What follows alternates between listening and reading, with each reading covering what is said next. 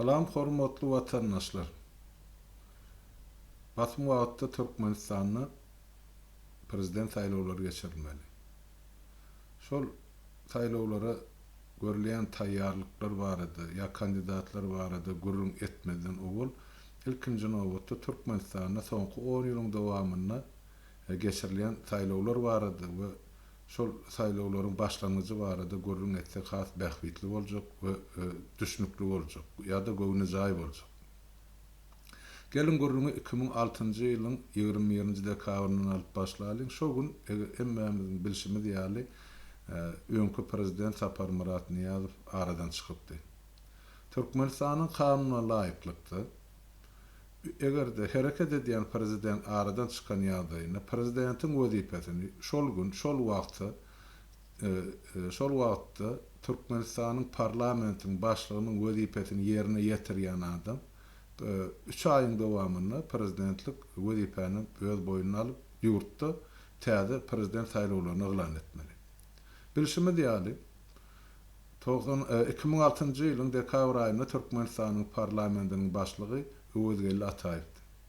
Diýmek, prezident Niýazowyň jan beren menudundan başlap Türkmenistanyň prezidenti wezipesini ýerine ýetirji hem Öwedgeli Ataýew bolýar.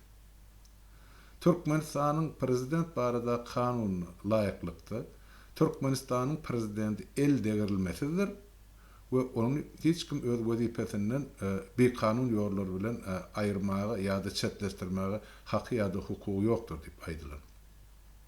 Indi Öwedgeli Ataýewiň terjime halyna dolanyp gelsek, şol wagtda Niýazowyň ýogulan güni etmeli işi ol halkyň önüne çykyp prezident ine şolar ýaly ýagdaýda ýogaly ýurtda ýene-de 3 aýdan täze prezident saýlawlaryny eglan edýän şo möhlet bolýan çat men döwletiň we hökümetiň başlygy wezipesini wagtlaryň ýerine ýetirýän diýip aýtmaly. Ýöne näme boldy bizde?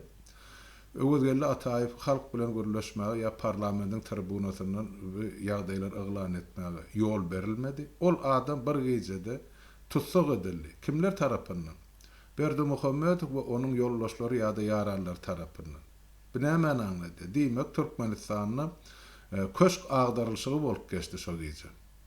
Bir topar adam hakyky häkimeti basyp aldylar we Öwedgeli Ataýewi häkimetden çetleşdirip toslama günahlarının esasında türme tutsaklygyna basyldy.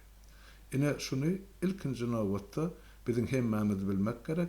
Diýmek, soňky 10 ýylyň saýlaw taryhy döwlet agdarylşygynyň, köşk agdarylşygynyň ýa bir ýaragly güýçleriň häkimeti basyp almagyndan başlandy. Bu näme aňlady? Diýmek, 2006-njy ýylyň dekabr aýyna ýa 2007-nji ýylyň fevral aýyna bolan saýlawlar ol kanuny däl ýa-da Berdimuhammedow häkimet başyna bir kanun ýagdaýda gelen adam diýip atlanylmagy doly esas bar.